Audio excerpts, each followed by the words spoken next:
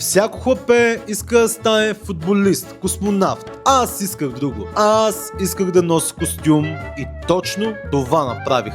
Схемата беше проста. Аз имах бригада, ние давахме стоката. Стоката върши едно единствено нещо. Заличаваше уликите. Ченгетата! Че без тях нямаше как да стане, понеже всеки има едно петно в живота, което му взема здравето и трябва да го заличи. Дори Чичо Гошо, скромен човек, един ден се скара с зет си и просто повече не чухме за него. Но на никой не му пукаше. Схемата вървеше. Правихме толкова пари, че не знаехме какво да ги правим. Аз знаех, подобрявах продукта. Затова ми помагаха гнилите ябълки на бригадата.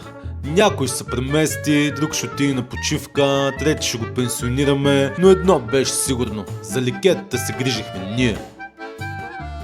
През всичките тези години използвахме най-чистия прах за най-мръсната работа. И не само че чисти, ами го прави с чисти съставки. И то с 26% отстъпка. Капиш?